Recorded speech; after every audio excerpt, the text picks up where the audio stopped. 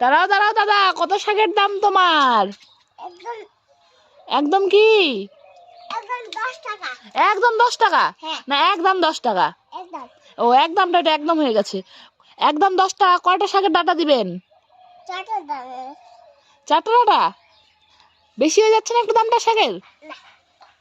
দেন দেন, একটু বেশি করে দেন।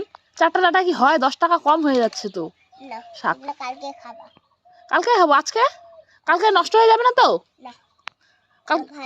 ভালো শাক? কোথা থেকে নিয়ে আসছেন এগুলো আপনি? বাজার থেকে।